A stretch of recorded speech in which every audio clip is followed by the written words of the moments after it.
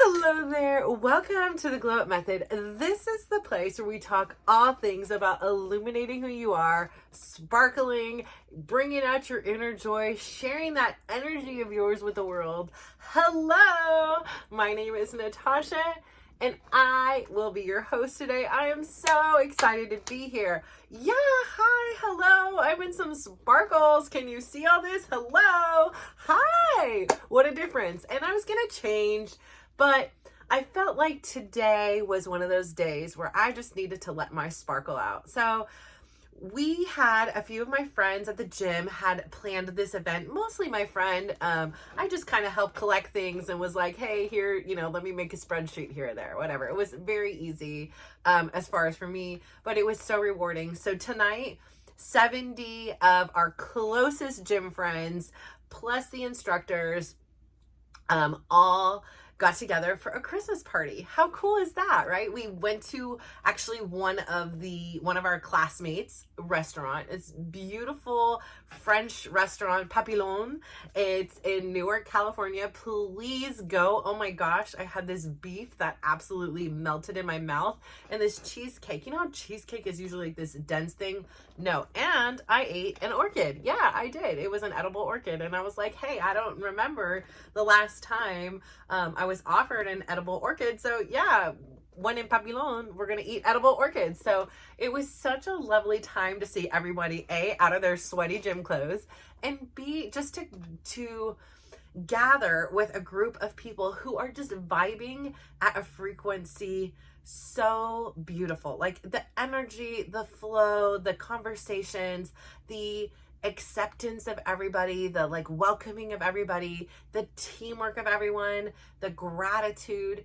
It just is such a reminder, like in these times that, I've said, it's been a really interesting year. Okay. So we started filming here January 10th. I am almost at the point where I've been filming a year. And now granted, I did take some breaks here and there. Not that you would notice because I have religiously still posted every day, but thankfully I had this built-in buffer and it's kind of diminishing as, like vacations and things come up. But I still have this pretty significant buffer so we can do those things. And you guys don't miss a beat of me. You get me every single day. Welcome. Hello. But I say all this to say, like, it has been such a remarkable place to have this community.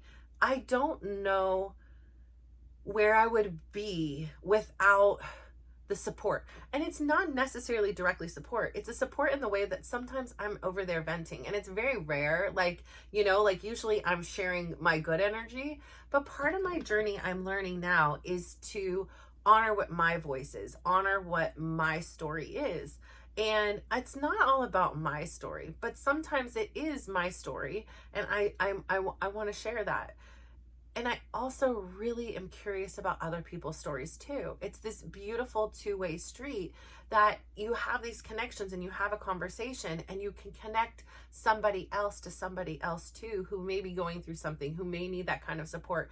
It's just such a, like I said, for a lack of better words, supportive community. It goes beyond just dancing in a classroom. And so this is why it means so much for me to be part of this uplifting community. And when I see somebody new, to be like, please come, please join us. Like, we seem like we know what we're doing in here, like, but just come and have fun. That's all we're saying. You don't even have to have fun. Like, just come and enjoy yourself. Like, whatever it is, try and get yourself out of a comfort zone. Like, you are welcome here. This is a home. We love you. We support you wherever you're at.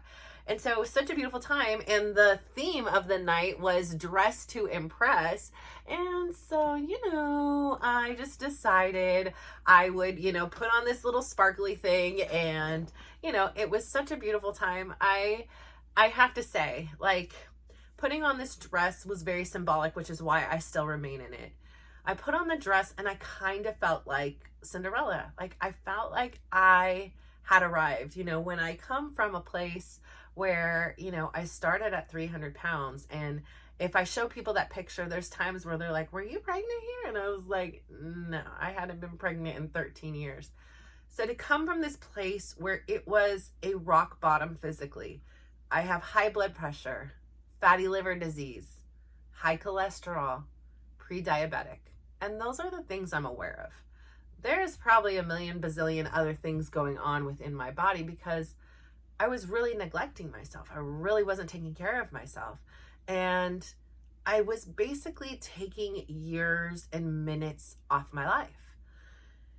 And so to hit that rock bottom, and I'd always heard this thing, like, people don't change, a leopard doesn't change their spots, like, yada, yada, yada, yada. I call BS on that. I call BS on it. People do change. They just have to want to. Like, the reason why can't be for somebody else, and it can't be, something just because I'm going to go on a vacation. Yes, there are changes possible. And usually those changes are temporary. They are fleeting. What I wanted to do was change my lifestyle. I wanted to change my life, which meant I needed to change my lifestyle. And I did not know where to begin. And I certainly never believed this is where I would be at this end. I had no idea what was possible until I just said, let's just try this. And so there was a moment after Cinderella arrived for me, and I put on the gown and I looked in the mirror and I just said, wow. I mean, this dress hugs every one of my curves, and it's a small, it is a small, and there's some room in it too. I was like, what? Like, what in the what? Like, are you serious right now? The medium was too big. I needed to order a small. And so coming from where I came to where I am today, I went into my son's room because him and I often have these kind of philosophical talks. And I said, if that 300-pound version of me could have had a crystal ball and she just saw a picture of what I look like today, just a glimpse of it, like, I think she would be so in disbelief. Like, she would have just been crying, like, this is possible? I did that? Are you serious? Like, wow. I think she would have been absolutely amazed. And like I say all the time, that girl, that version of me, that 300-pound version that had the courage and the confidence to start, she is my hero. She is the one who began this all. It was because of her effort, and every other version of me every day since that has shown up for myself that allows my life to be as rich as it is today and as enjoyable. And so as stunning as it is to get in this long gown that makes me look like a mermaid and hugs all the curves and all the right places, I would still trade it all for how I feel on the inside. I feel like the sparkle is coming out. The illumination of me is coming out. My energy is coming free.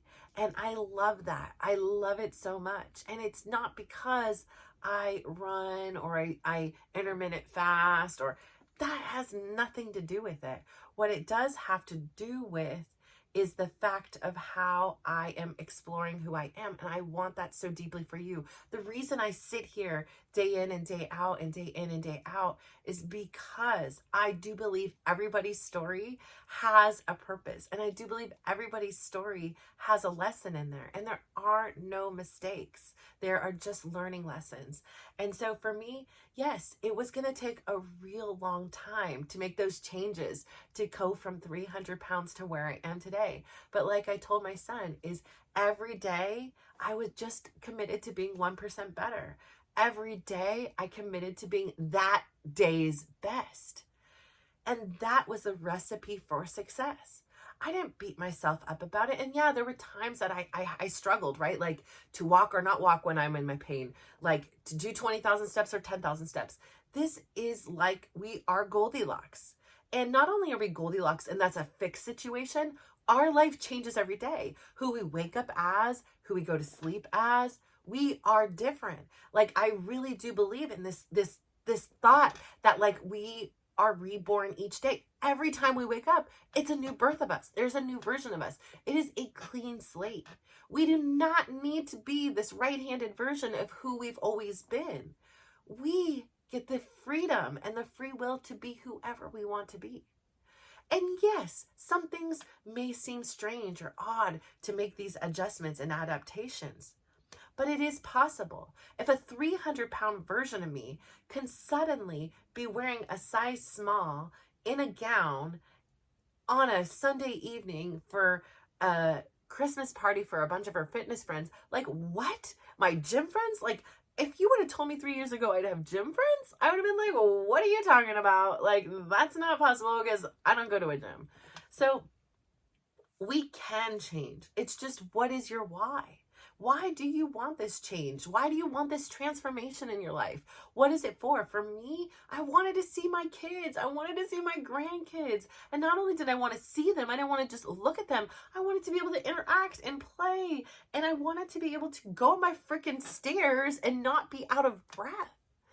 And so here we are today, and I cannot tell you how many magnificent conversations I've had throughout the course of this. So number one, be proud of your accomplishments. I know some days it feels like there isn't progress because we are right in it. We don't see the transformation until we step out of it or there's been some distance in time.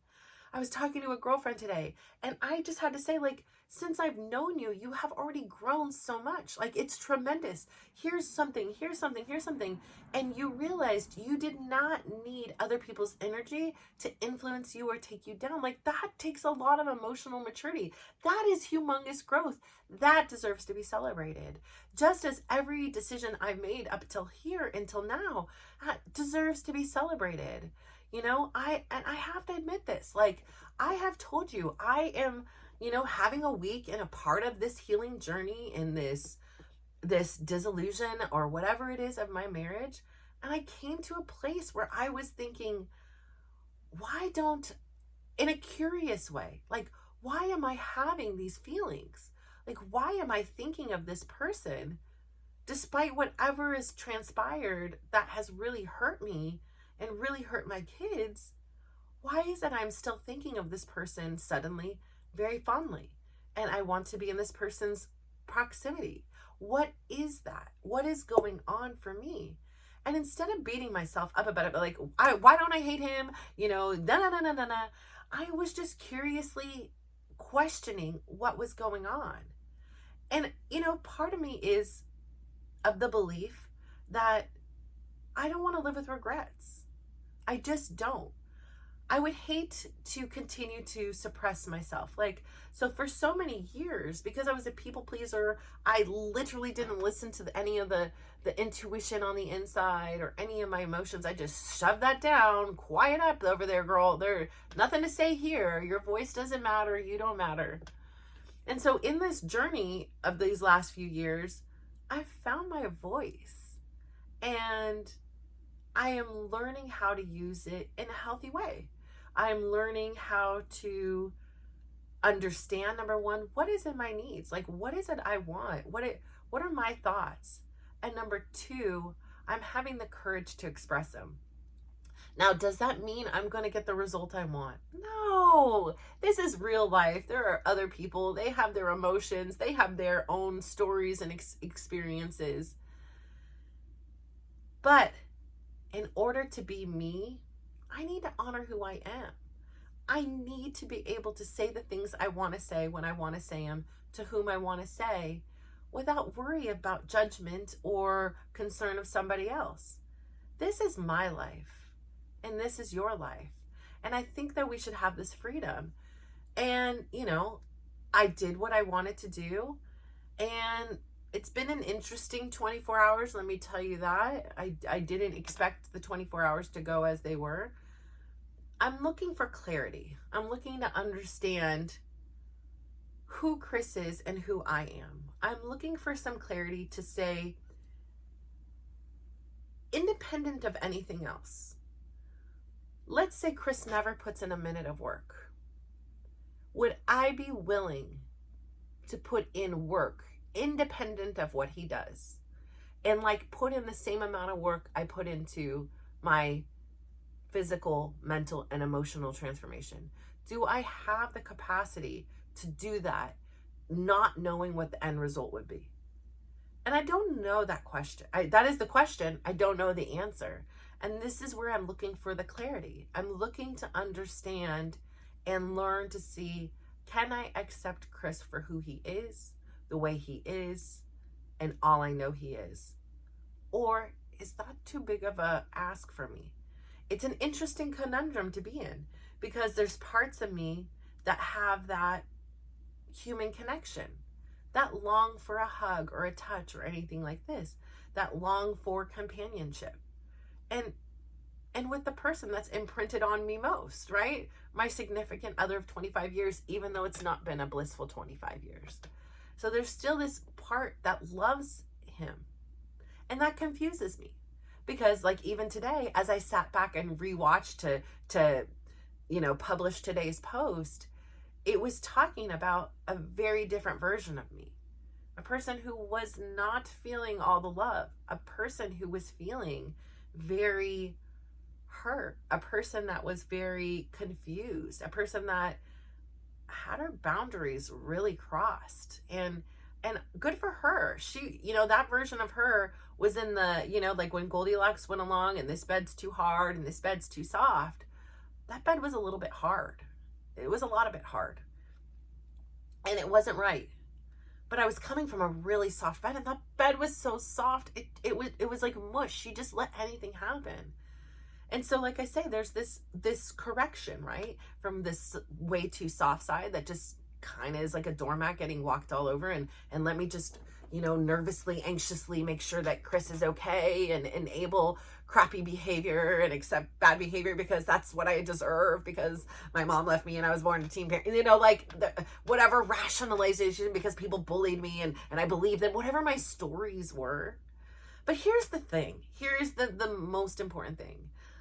Our lives are stories. They're the stories we tell ourselves, right? They are the stories from our experiences, from other people's experiences. Really, they're stories. Because a lot of times we don't have all the data. We don't have all the information. And our mind kind of fills in the rest. It fills in the blanks.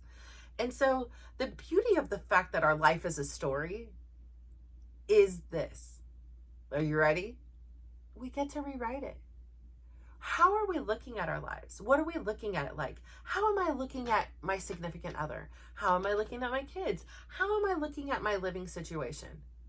If I want to see problems in any of these things, believe me, they're blaring. They're there. They're obvious. There's neon signs some freaking time. But if we want to see the good, if we want to see the person for being the person, it's there too. It's up to us to determine how we want to see the world. And that doesn't mean that gives us this tolerance to be bullied or mistreated. No, it's about finding that Goldilocks place. So I don't know what's going to happen.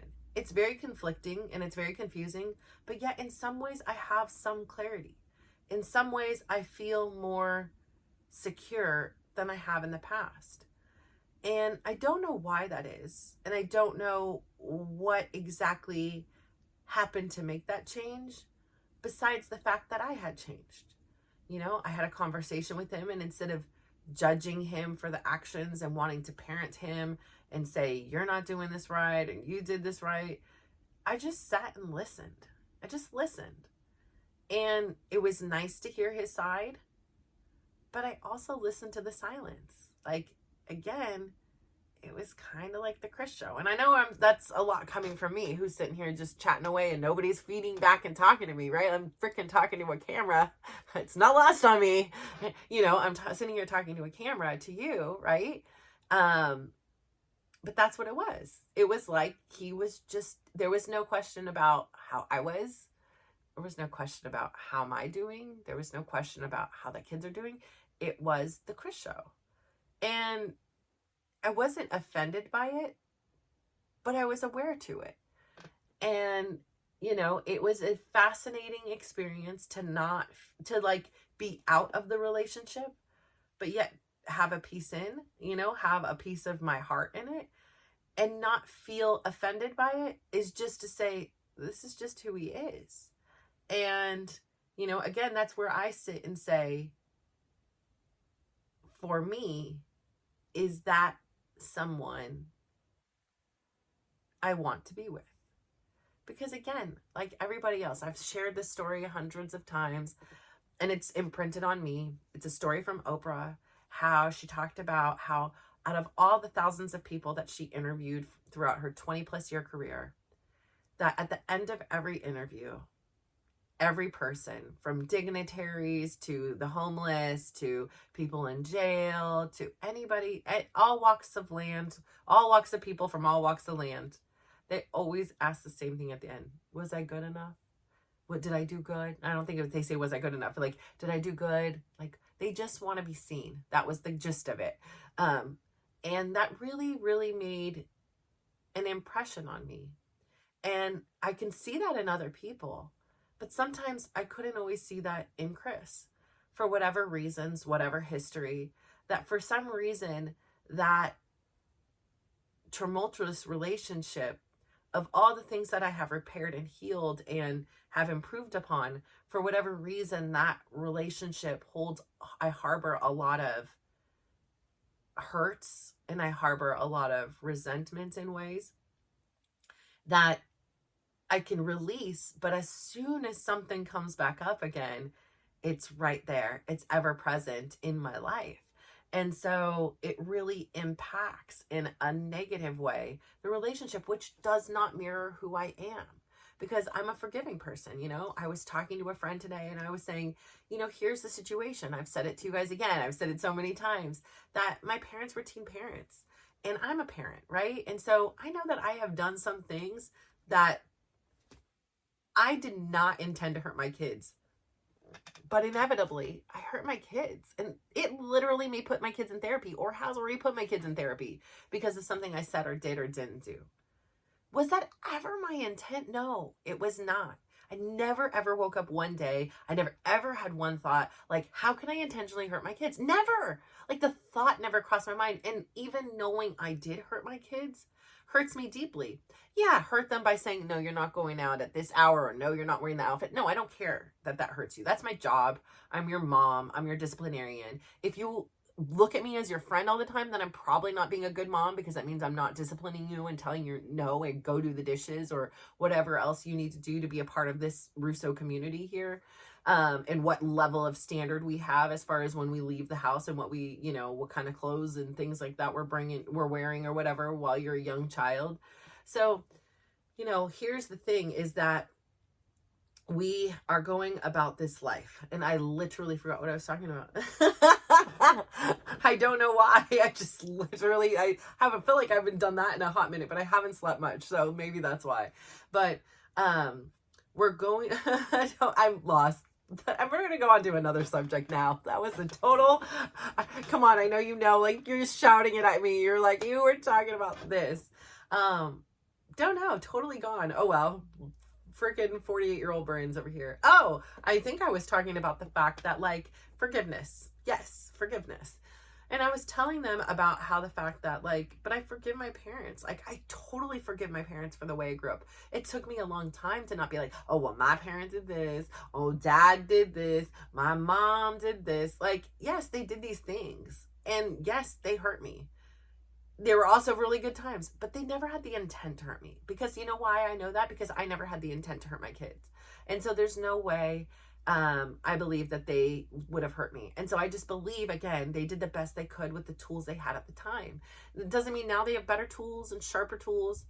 And I know that that's the case with Chris, and that I need to come to this place of forgiveness